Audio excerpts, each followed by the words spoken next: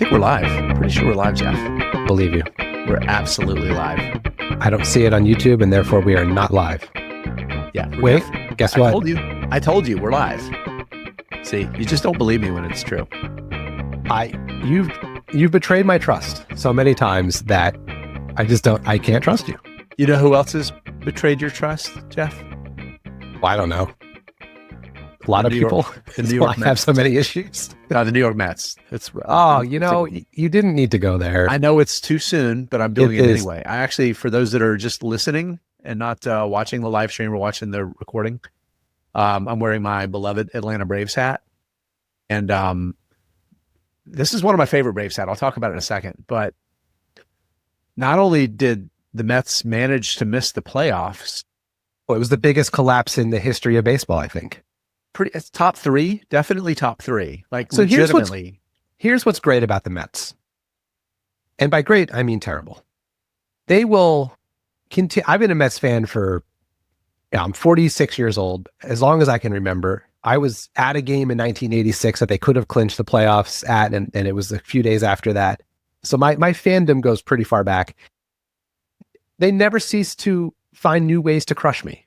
Yeah. Yeah. You know, it's like, it'll be a fast collapse, and then next year it'll be a slow collapse, and then it'll be a surprising collapse, and then it'll be an unexpected. I mean, it's just, so yeah, pretty crushing season to be up 21 games over 500 at one point, and then miss the playoffs by one game. One game. Yeah. One game. But I said this to you before we started. I knew this was not, I have no actual strong feelings about this season, because I felt since the trade deadline that this was the inevitable end of the season, because they traded for a whole bunch of relief pitchers, right, and then could not pitch for the rest of the season. Like, every time, a ton of money to do it too. I don't care about the money. It's a baseball team ever. Don't care. Money doesn't bother me anymore. Uncle Stevie is our owner. We're fine. But I would just, if I missed a game, I check the score: 6-3, 7-4, 8-2. Like, just, you can't give up that many runs night after night. I mean, it's just, now they got two good young pitchers. This McLean kid, his stuff is sick. The Jonah Tong, who looks like he's 13, good stuff as well. So I'm confident these people don't matter. They don't play for the Braves, so I don't. They'll be fine next year. But yeah. Oh man, will they? Yes, they will do well next year and then miss the playoffs. Well, here's the funny thing about it. And crush me again. The Braves finished way down, last place in the division. But they actually kind of won in a way too, because you know what? They're going to get a better draft picks than your team is hot trash. No. They're cold trash. The Mets are hot trash. Okay. We've talked about this way too much. It's 4:03 p.m. John O'Neill coming to us from Ireland. I should have put my Ireland hat on, but that's okay. Wayne, it's good to see. It's good to see you. It's good to see you. And hi, John. I was going to say it's good to see you too, John, but no, it's great to see both of you. Both are members of our starter position, so we get to chat with them in Discord just about every day, so that's always fun. John is a fellow Braves fan, so immediately I like him better than Jeff. Andrew Hardaway, good to see you in the room here too. Good number of people coming in. Jeff, we got topics besides our salty sports fandom situation. Is the baseball season, as far as we're concerned, it's over, right? As far as we're concerned. One day when we have more time, Jason, we'll start an offshoot of Investing Unscripted, and we'll just talk sports. Yeah. Well, that'll be fun. That'll be, because listen, I grew up listening to like the best sports talk radio in the country. So I feel like I've been training for this my entire life. Right. Here's the secret to sports talk radio. You have to say the same thing for 15 minutes. Like, it's just one thing, but you can say it differently for 15 minutes. Like that opening monologue of your show. It's art. You're only making one point, but you're filling 15 minutes of airtime. Right. No, that's exactly right. All right. So we've got some topics planned for the day. The market had another great day. We're in this weird place with uncertainty, with federal government still in shutdown. I guess I haven't actually looked to see what the latest is on that, but I'm sure the standoff is continuing. What is going on with the market continuing to roar higher and higher? We have thoughts. I want to talk about QuantumScape a little bit. Because that stock just keeps running like crazy. And we're going to talk a little bit about trimming stocks too. That's something you and I both, it keeps coming up in conversations. So I think that says a lot about where we feel, and there's how we feel. We're going to talk vibes, and then there's what we're doing. And of course, we want to answer the questions from folks that are watching here live. So if you're watching on the live stream on YouTube, in the comments there, toss some questions in. Hey, Jen just jumped in here too. So that's awesome.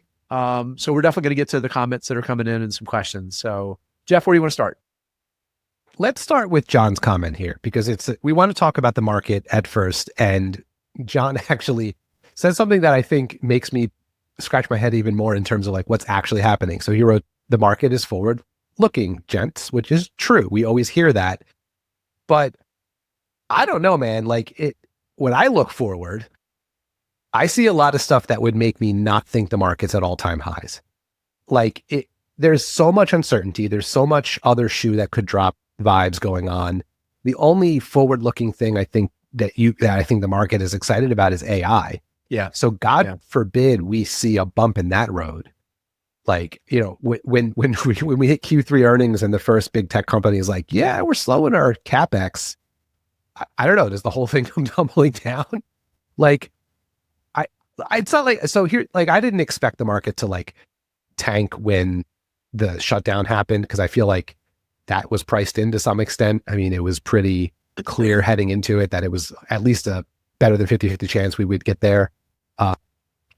That didn't really surprise me, but I just feel like every single day I open up Yahoo Finance app at some point during the day and it's like, market's up 1%, market's up 0.5%, market's up 2%.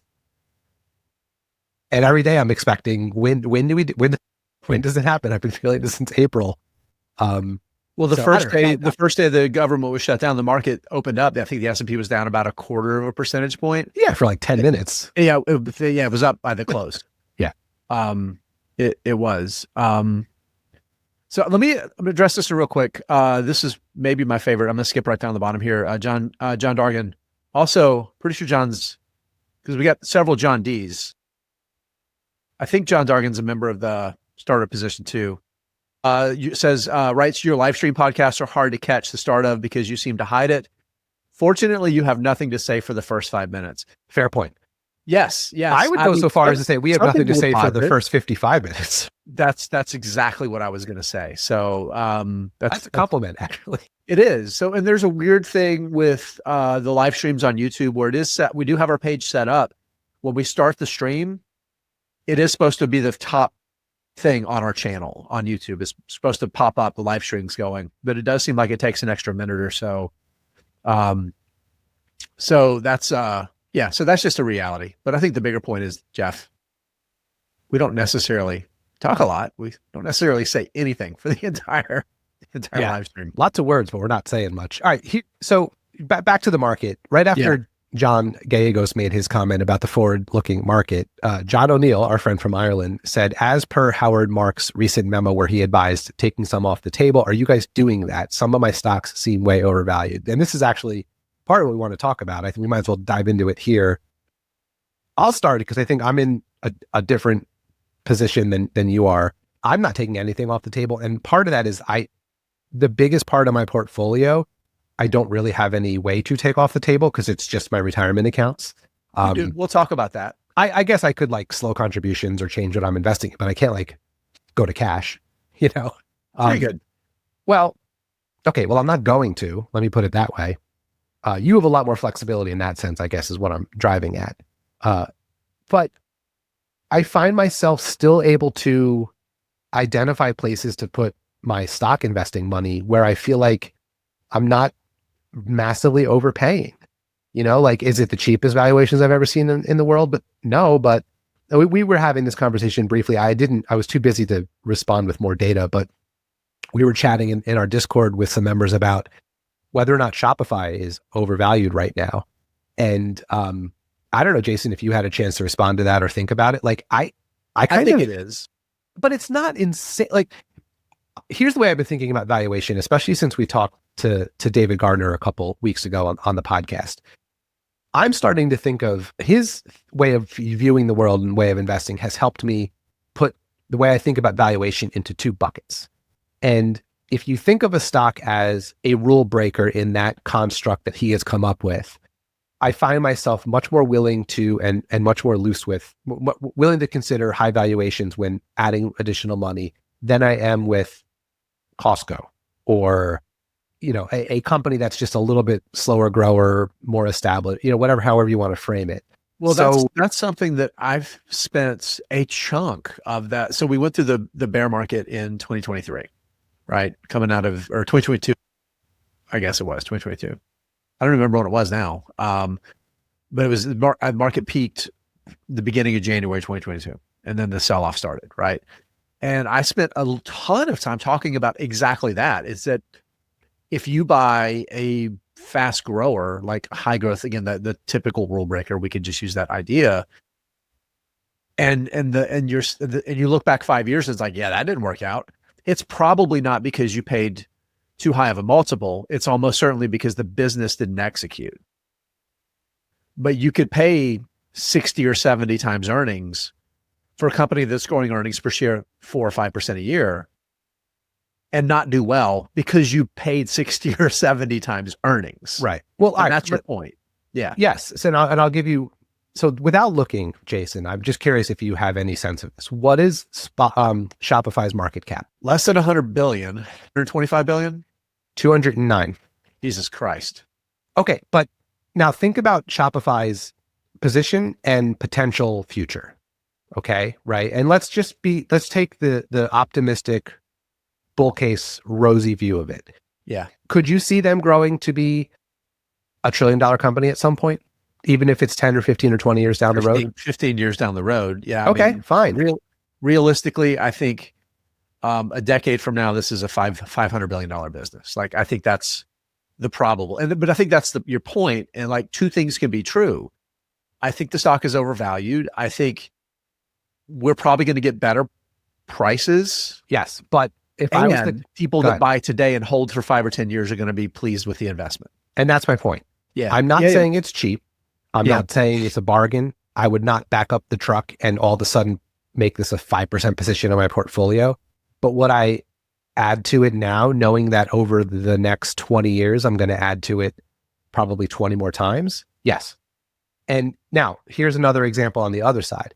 A stock that has rocketed to the top of my portfolio in terms of beating the market is Winmark, which is a secondary sales. They own like places like secondhand shops, like Play It Against Sports. Play It Against Sports is their biggest franchise. Yeah, but they're the franchisor, right? So trading for valuations, pure industry, nothing super exciting, boring even, but now trading for 30 or 40 times earnings. Like, yeah. That is absurd. Would I add? So like by the amount I've put into it. It's a perfect example of this is where valuation matters more. Correct. Yeah. Like I would not buy that right now. Talking about trimming, I don't trim anything because like my biggest stock is still 1% of my invested wealth. So it's not going to move the needle. But if I just had my stock portfolio as my whole portfolio, I would even be considering trimming or maybe even selling Winmark. And I love the business. I love the CEO. I really like this company, but it has no business trading for what it's trading for right now. So that's a place where I just view it completely differently than a company like Shopify. Like I look at I don't know what the market cap is for Winmark. I didn't look it up, but I don't know if that'll 10x from here ever. But like, could Shopify? Yes, I think it could. I think the prospect, so it's about a $1.8 billion business. I think the way a company like Winmark is more likely to 10x is not go from 1.8 billion to 18 billion. I think it's going to be continuing to grow, but also buying back a ton of shares, establishing a dividend that it's able to grow more and more, but probably share buybacks. And I think that's, I think that's actually been a big part of their, I'm going to look at it right now because it's got me curious. Yeah. You go back, I mean, you got to go back to, the early 2000s. But down from 6 million shares in 2005 to 3.5 million shares now. Well, buybacks grow earnings per share, right? My allergies are murdering me, buddy. I was going to say, oh, you're sneezing. Okay. Yeah. No, I was headbutting the air. Yeah. So anyway, that's kind of how I've been thinking about the market generally, right? I've not stopped buying stocks. I have not hoarded cash, even though I can tell you right now, if someone mark this day because it'll happen. When we hit a severe downturn, I will say something on this podcast like, I really wish I had a larger cash position because there's a lot of value to be found right now. But it feels a little bit too much time, like timing the market to me. And had I acted on that feeling when I first had it, I wouldn't have bought stocks for the past 8 months. And I would have missed out on a huge run. Right. So yeah, that's how I'm thinking about the market generally, and then just individual stocks right now too. So I'm gonna put a little spin on how I think about trimming, and how it's something that's become a little bit more of a part of my process. And it's really part of kind of my rebalancing. And Jeff, I think that's where 401k, 403b savers, index fund focused savers can trim exposure to stocks. Even if it's just small amounts, right? Where if you, let's just say, I'm going to throw a number out there. Let's say, because I know right now stocks is your focus, staying exposed to stocks for long-term wealth creation. But let's say you wanted to have 10% of your portfolio in bond ETFs and 90% in stocks. Let's just say that's what you wanted to do. Boring. What? I said boring. You know, making money is okay, even if it's boring. So go ahead, again, continue. The idea is, maybe reduce a little bit of volatility, have something that's kind of can act like dry powder, but also give you maybe a little bit better return than cash over the long term. And in an interest rate environment where interest rates are going down, the inverse correlation between bonds and interest rates, the value of those bonds goes up, right? So it can increase the value of your bond ETFs too. So if you take a look, you log in your 401k or 403b or whatever, once a quarter, and you look at the percentages, right? They give you a pie chart where you can see what the percentages are, and you log in and you're like, wow, the market's really been ripping, and now it's 93% the stock index fund and the total market fund, and it's 7% bonds. Like, okay, I'm going to sell 3% of the ETF that's my total stock market fund, and I'm going to roll that over into the bond ETF. And then we do go through a drawdown. You log into your portfolio, the market's fallen 15 or 20%. You log in that 401k. It's like, okay, wow, now I'm 85% stocks and I'm 15% bond ETF. And you sell 15% of your bond ETF and you flip it over into stocks. And it's a way that you can take advantage of that, that rebalancing to take a little bit off when you've gotten out of balance because the market has done really, really well. And then the flip side, when we do go through drawdowns, you take that bond exposure that's grown in value because the market's come down and you're buying the dip, right? Yeah. So I think that's something that I think more investors like us, and by us, I mean more like you, that like you like buying stocks and you have part of your portfolio that you're buying stocks in a Roth or taxable account, but the bulk of your wealth is in a 401k or some other like account like that where you can't really buy stocks. Taking advantage of rebalancing a few times a year is a way that you can, I think, soften the impact of downturns and boost your returns and be a little bit opportunistic. So I agree with you. If I had a very definite, I want to have X% in stocks and X% in bonds, and then that got super out of whack, now might be a good time to think about rebalancing in that sense. I get that. Yeah. I agree with you there. Yeah. But the thing I keep coming back to is I blissfully sort of unawaredly, is that a word? It is invested through a lot of different downturns over my adult life, including the great financial crisis, and didn't change a damn thing Now, granted, I was in my 20s, and I'm very well off in my investing life right now. So, and I'm still 20 years away. Better. Fine, but back to goals versus incentives. Like, I am on track to meet my goals. So I am 20 years away from getting to a point where I might need to like withdraw from these investments I am making in order to live. So I don't really see any need to think very differently about any of my investing because of what I think might happen. Now, if I were 10 years away, if I were 5 years away, if I were 3 years away, if I was 1 year away from when I need that money in retirement, different story. Or if I open up my account and my nice 80-20 stocks to bonds ratio is now, 90-10, fine, maybe. None of those things are true for me right now. So I'm just going to keep doing what I do, Yeah, that's fine. You can let that be your weakness. That's all right. I'm kidding. So for the listeners, I always know when I'm right or I've made a point Jason agrees with when he insults me and says I'm going to be poor. That's his tell. No, you're not going to be poor because your wife. That's okay.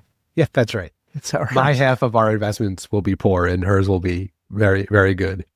All right, folks, if you're a regular listener to Investing Unscripted, then you know that we use Fiscal.ai, formerly known as FinChat, daily. Fiscal.ai is our complete stock research terminal. It's where we have our investment dashboards. It's where we create financial charts. It's where we read all the transcripts for the conference calls, sell-side events, shareholder meetings, and it has Morningstar's high-quality research reports on more than 1,700 companies. It really is the complete research platform for stock-focused investors. If you use our link, fiscal.ai/unscripted, you will get an automatic 2 weeks of Fiscal Pro for free. And if you find that it's worth upgrading, you will get 15% off any paid plan with that link. Again, that's fiscal.ai/unscripted. The link will be in the show notes.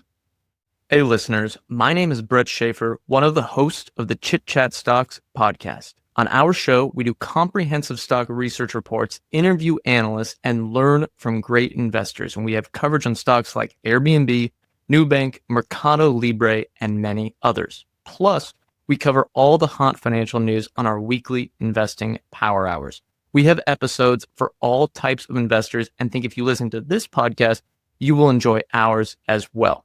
Follow the Chit Chat Stocks podcast on YouTube, Spotify, or Apple Podcasts and start discovering new investments today. Sina, it's good to see you in the comments as well. Here's what I want to share. This is good.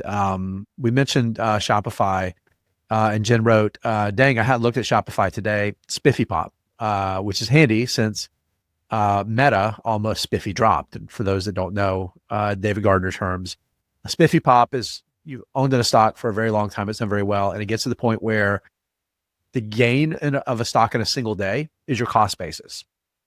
And of course, the spiffy drop is the other side. You own a stock that's done very, very well.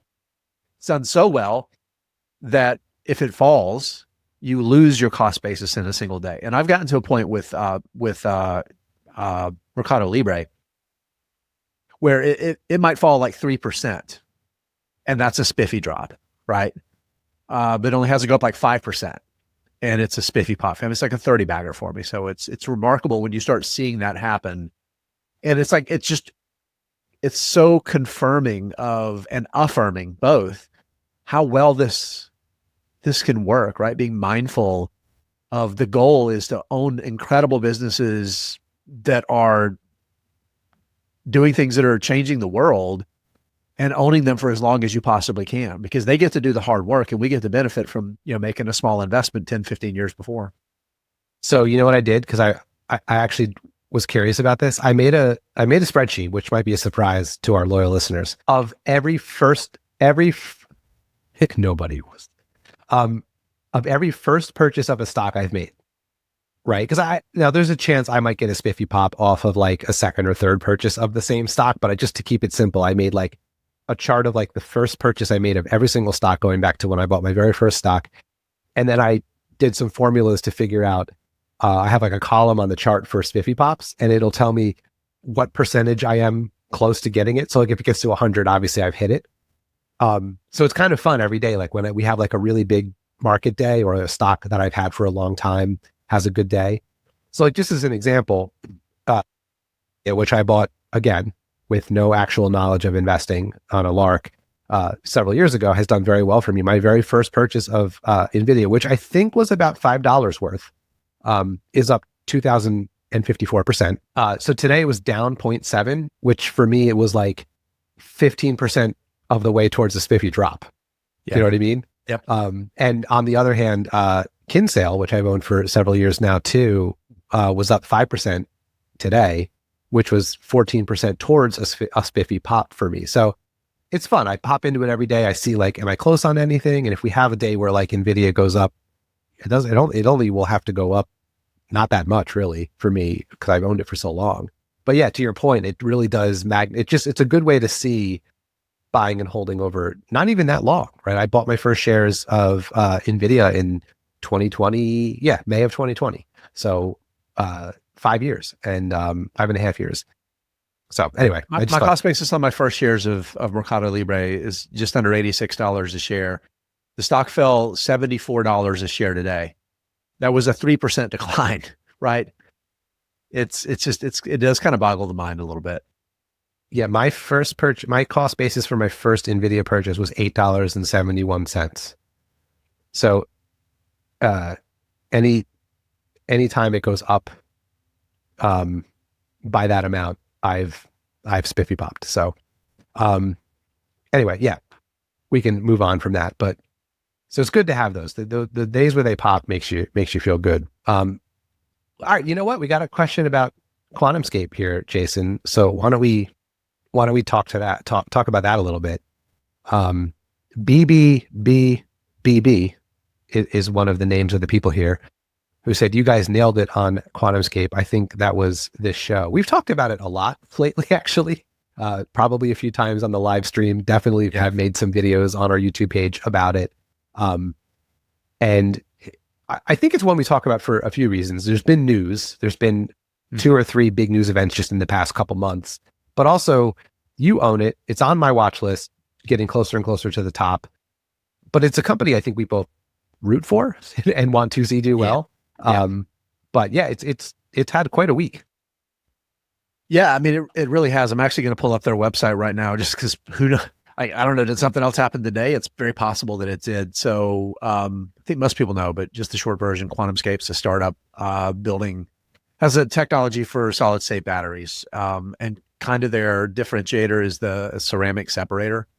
And it looks like they've figured out how to mass produce that separator. And it's like after manufacturing level precision, they need to do it, which is, obviously super duper hard. And their management, you go back a couple of years, they started bringing in executives. They brought in a president from Western Digital, which of course is a big memory. It's a big semiconductor company now because memory basically is all semiconductors.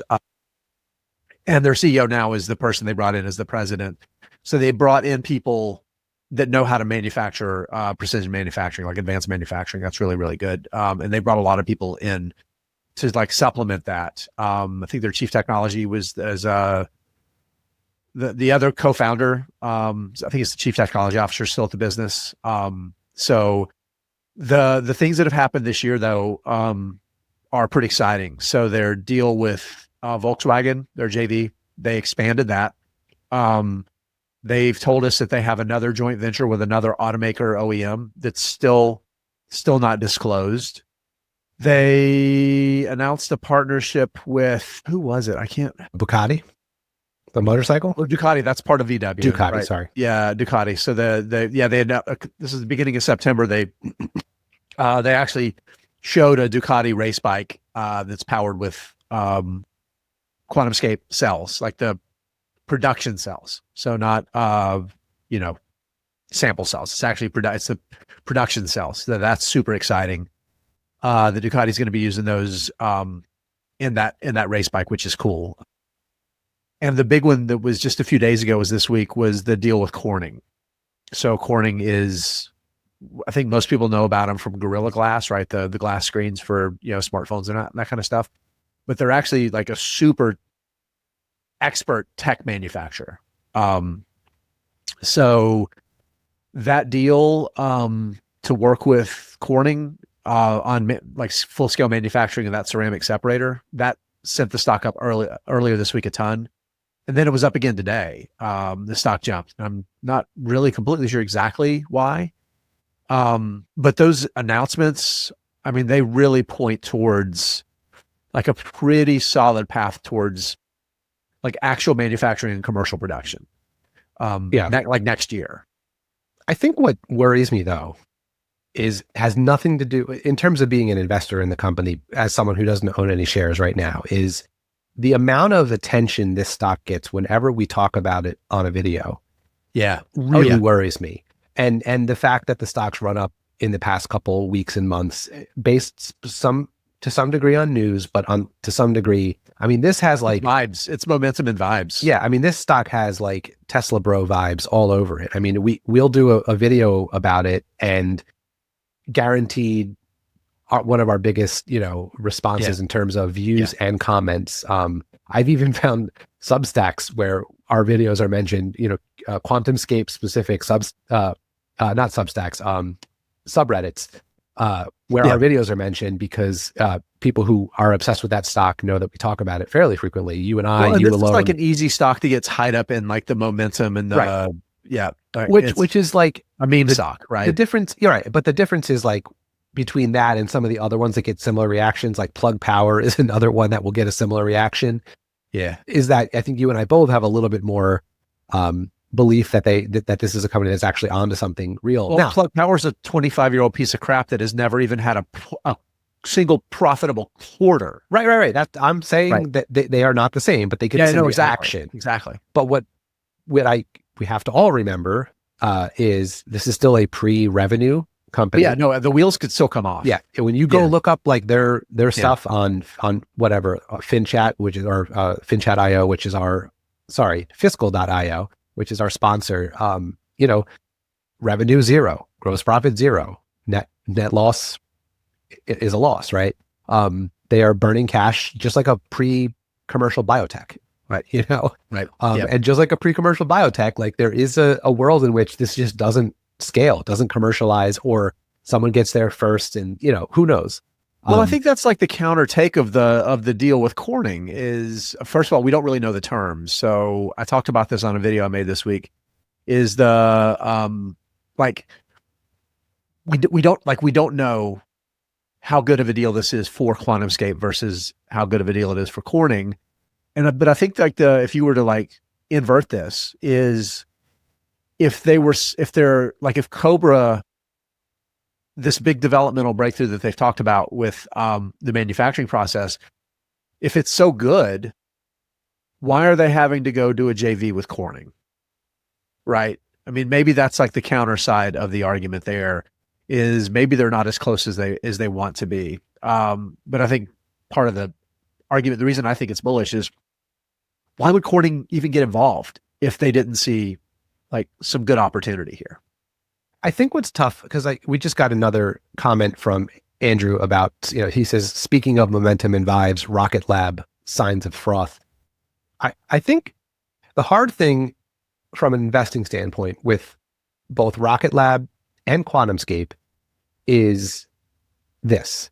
There's enough froth, excitement, hype, meme stock vibes to say the price on any given day is overvalued. I think there's a ton more smoke than there is fire with these businesses. But the what pulls you into both of these is, yes, you could say today both or one of these stocks is overvalued. The price you're looking at on the screen right now is mostly vibes and momentum and all that. But also, even from that point, if either of these companies hits its potential, the price you pay today will be fine. Yeah, investors are going to make money, right? That's what's hard about these two companies versus other companies where the stock has run up. Like it could be a binary outcome, but you're doing that risk reward calculation in your head, and that's the way I look at both of. I do own Rocket Lab, at least currently. I don't own QuantumScape, at least not yet. But I'm looking at both of those as absolute speculation positions. I don't want to say gambling because that's not how I look at it, but I'm making a calculated bet that it will be a success and not a loss, but I'm prepared for it to be either, you know? Yeah. Well, again, like you said, position sizing is the key here. And, Jeff, my favorite thing about this latest, just rocket momentum for QuantumScape is it comes exactly when you told me that you were like basically ready to buy shares, and the stock is up 50%, I think, since you sent me that first text. I mean, I've been thinking about it for a while now. There's another stock I had on my radar that I actually did open a position in, but I can't talk about it yet because it was just yesterday. I gotta give it some time. But yeah, and I think at some point I will.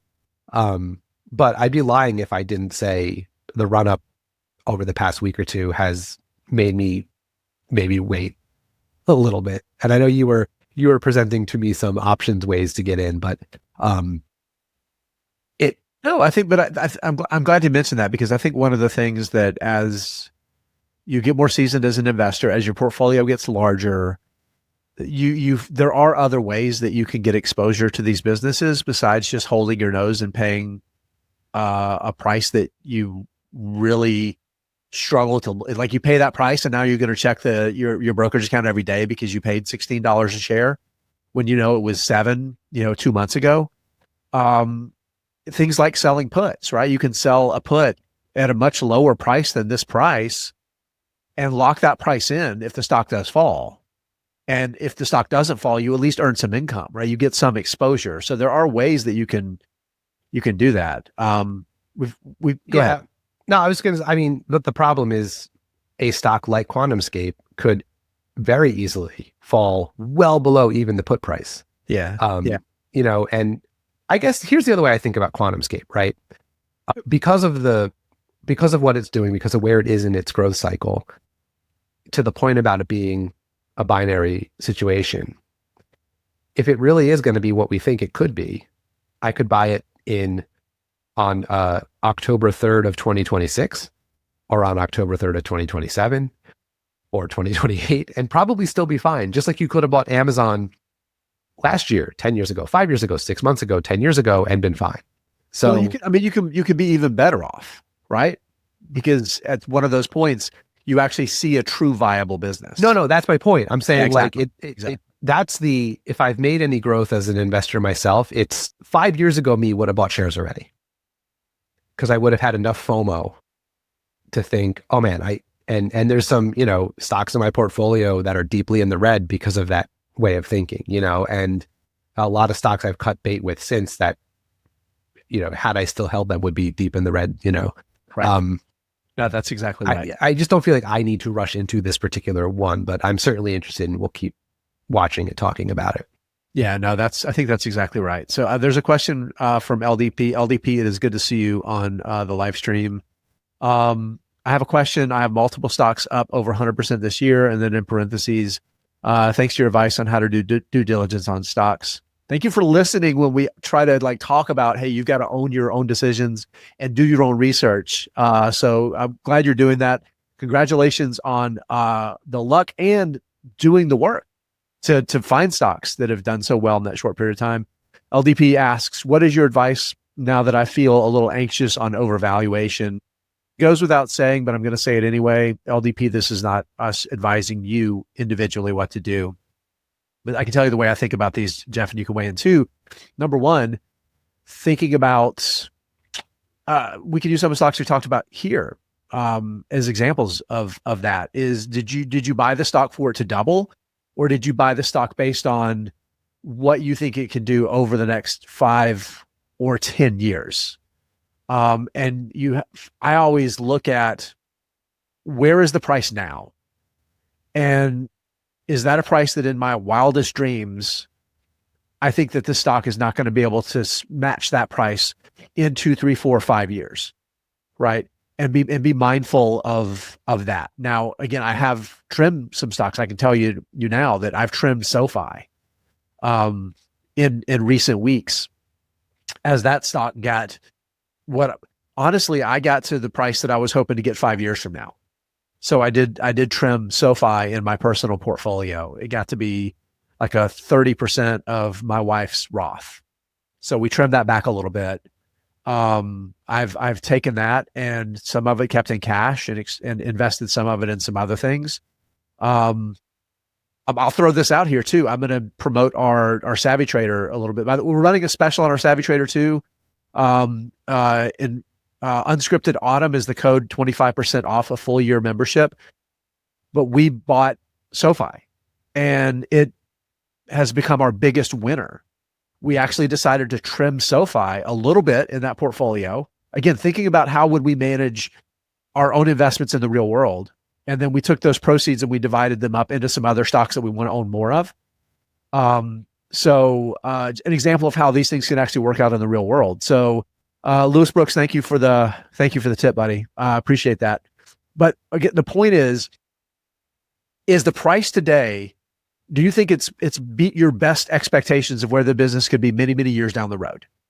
And if you've gotten those sorts of returns, take some off the table, sell some. If it's gotten to the point where you're having to pay more and more attention, right? It's distracting you, right? The sleep test, right? It's keeping you up at night, or it's the first thing you want to look at when you look in your portfolio.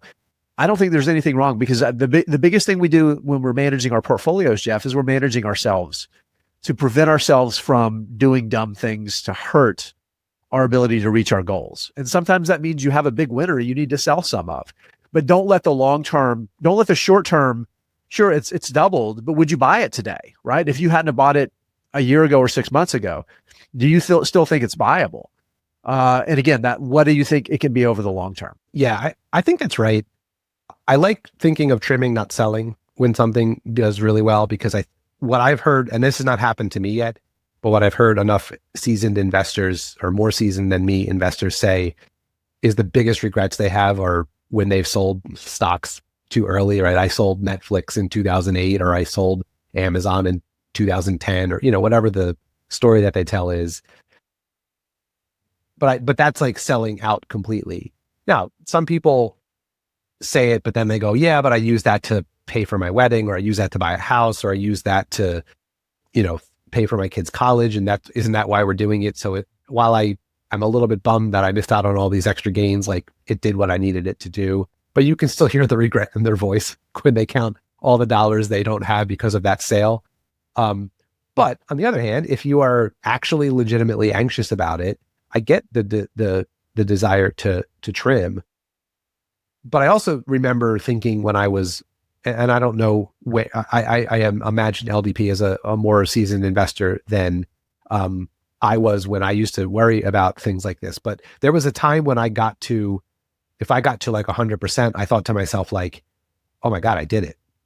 Right. Because I didn't have any conception of, oh, something can go up 10,000%, or 30,000%.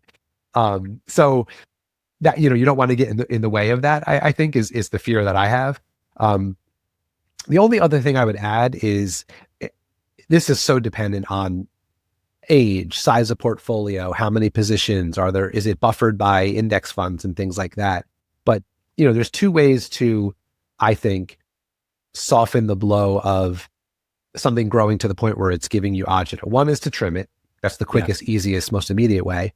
But one is to build up the rest of the portfolio to a point where even if that 100% gain got cut in half, it wouldn't either emotionally or financially crush you. Like, I'll give you an example. My go-to example, it's the only super successful stock I've had. My NVDA stock is up 800%, something like that. If that went to zero, that would suck. I would be like, oh man, I used to have a stock up 800% and now it's, whatever. But it's such a small part of my portfolio that it's not money that would, change my outlook in any way. If I only had my stock portfolio, different story, right? So it's very dependent, but those are just some additional thoughts I had on it. Yeah, I think that's a really good point. At some point you have to not just look at the upside, you have to think about the downside risks, right? And when you have big exposure to these businesses, at some point, yeah, you want to continue to, you don't want to punish yourself by selling the stock that did what you bought it to do. But you also don't want to forget about your actual goals, which is to make money to pay for the quality of life that you want. And if continuing to hold risks that, then then it's the mistake to hold. But in my case, my biggest winner, really, I could say 3 of my biggest winners, because Mercado Libre, which has been just such a wonderful business. I bought shares at 85. I bought shares at $1,200. By the way, it's looking very attractive again to me now. It's it's fine. I think it's fine. Kinsale Capital, it's been a 5 or 6 bagger for me. What's the company that makes a Da Vinci robot? It's just Intuitive Surgical. Thank you, Intuitive Surgical. They've done exceptionally well now, and I would be willing to buy any more of those right now. Even the fact that they've been multi baggers. So, what else we got here? John O'Neill adds, I bought Rheinmetall a couple years ago. It's now a 13 bagger. German defense contractor. Yeah, with Europe's defense budget, I think it might grow more. It's my largest holding. So yeah, 13 baggers, was that 1,400%, right? That's the point. Like just to use that as an example, and this is not advice to LDP. You got to do what you got to do. But, you don't get a 13 bagger if you sell after when it doubles. Yeah. When it doubles, right? Right. Trimming, different story, right? But still, it's going to cut into your potential gains. And so Rick Menarez has talked about his biggest regret as an investor is he's owned Netflix, I think, is 1,000 bagger for him. 1,000 bagger. He sold 99% of his shares when it was up like 5x. So, yeah. I mean, that's the thing. Like, God, great problem to have. But I would hate for anyone to look back on the tens of thousands or possibly millions of dollars they might have had they not done that selling at that one point, right? And that's like the worst case scenario. So I think, but you have to also think of the other side of it. Like, if this got cut in half, if it went down 80%, if it went to, very few stocks that are that successful end up going to zero. But still, how would it feel to you? Right? Would you be completely crushed? Would you never want to invest again? Like, those are things you have to think about. Like, and again, maybe I'll get, the closest I've come to this, Jason, is the stock that my wife gets for her job, right? Like, part of her compensation. Mm-hmm. Like, because I never really paid that close of attention to it until recently. Like, I ended up selling a big chunk of it only because it was actually not a lose sleep at night amount of our overall portfolio, but it becomes you have double risk, right? You have your wealth risk and also your income risk tied to one business. But that's the closest I've ever come to having like a stock represent a meaningful portion of my overall portfolio. Like, when I say my stocks are 15% of my overall portfolio, that's excluding her company stock. I just keep that separate. But I'll tell you what I did, because I had ignored it for so many years. I finally did trim a big chunk of it, and I just put it into CDs to pay for college, because my older son goes to college next year. So there you go. Lewis has a good point, rhetorical question about the Rick's story with Netflix. But who has the cojones to hold a position to grow that large? That's 100%, right? But if he had instead of selling 99%, if he'd only sold 90%, that's still, an outsized portion of wealth. But holding is the hardest thing to do. Holding is the hardest thing to do. All right. Good talk. Yeah. Good night, everybody. Okay. Here's just another kind of add-on comment. IONQ is very nearly a 10 bagger for me. This is from Seneca Music. Took my cost basis out a long time ago, but still not convinced we've seen the end of the story. And John O'Neill adds, the book 100 Baggers is a good read. Like I hope I mean, obviously everyone hopes this. I hope I get to a point where I have some mega winner so I can talk from any kind of experience about this. I just have not gotten there. But I am the first rule of investing, right? From Warren Buffett, like, don't lose money. Like, I do have that in my brain. So there is an aspect of this that I'm always thinking about. I just not yet experienced like an individual stock that has run like that. All right. So let's pivot a little bit to you've been talking about trimming stocks in a time like this. For you, are you thinking about trimming and have been doing trimming in the last couple of weeks or months or days because of the market vibes or because the market vibes have led to the positions growing to a point where you feel like trimming them? Like, is it I think something's coming and I want to be prepared for it? Or is it more that because of this run, these are now outsized positions for me? So one, frameworks, not rules. We talk about that a lot, and we haven't said it on the podcast in a while, but frameworks help you make decisions, help you think. Rules just tell you what to do. And that's not always useful, right? We have to engage our brains. We have to, think these things through. I don't have a lot of like pseudo rules, but one thing that I will not do is I will not sell because I think the market's peaky and I'm worried that we're going to get a market crash. Because if I did that, I'd be 50% cash literally all the the You always think a market crash is coming. I always do. Like, we're going to do our reckless prediction show as we get closer to the end of the year. And I promise you, I'm going to predict a recession and a market crash in 2026 because I predict it every year.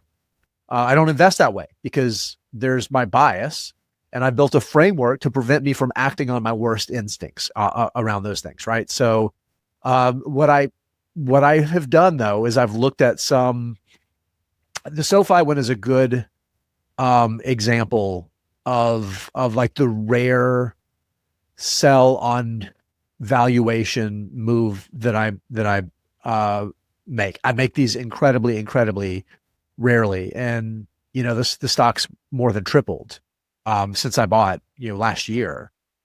And honestly, I was expecting that to be like, if I saw 3X in over a 5-year period, I'd be like, all right, the business basically delivered what I expected. And that was just too much too quickly. And because I had made some pretty aggressive investments in terms of like the percentage of the portfolio when I bought it, it got pretty big in a couple of the different accounts that I manage. So I made the decision to trim a little bit, just a little, not a lot, just a little bit. And I've also sold some covered calls at a price that if the stock got called away, okay, all right, it gets called away. It's in, these are all tax advantaged accounts, so I'm not really worried about cost basis. And if I needed to buy back to reopen the position and, kind of hold my nose a little bit, I would, because I want to have exposure to it. But I will not like sell a bunch of stuff off just because I'm worried about what could happen soon.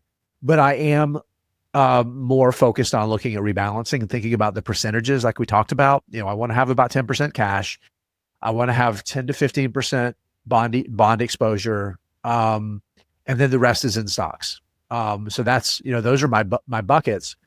And, every quarter, every 3 months, I do start taking a look at it.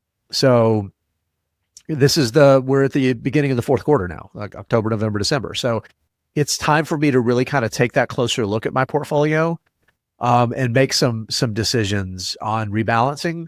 But also I have started to become a little more rigorous about pulling weeds.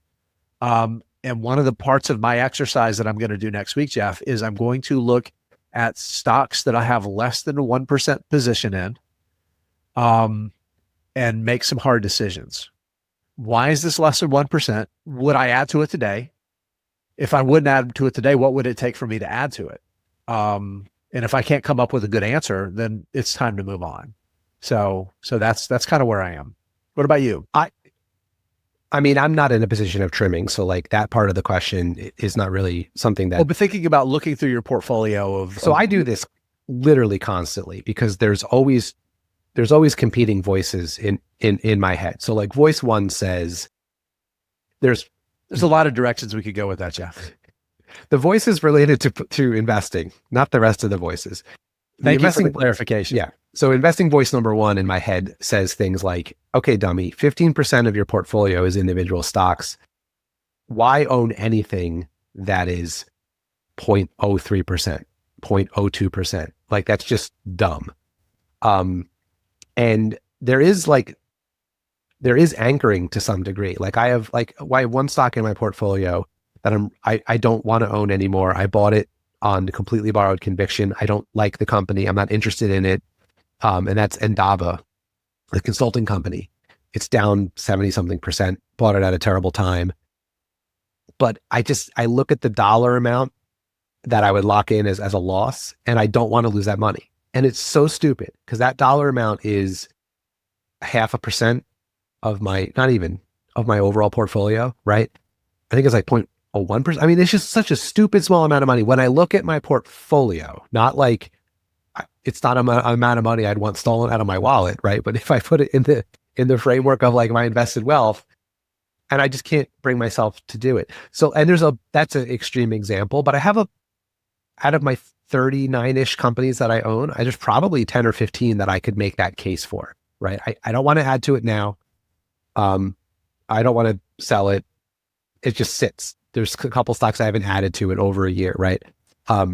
So there's always a part of me that's like, I should own like 10 stocks and then slowly build back out from there with my knowledge I have now and not hold on to these legacy stocks I bought the third week I was investing. And then there's a part of me that says, I should have another 10 or 15 starter positions. All these companies that I think about and talk about, QuantumScape, right? Just freaking buy it. Who cares? It's such a small amount of my portfolio. I should have a 50 or 60 or 70 stocks, all these little starter positions, and then use that as an opportunity to learn and add. And like like a mini VC fund almost.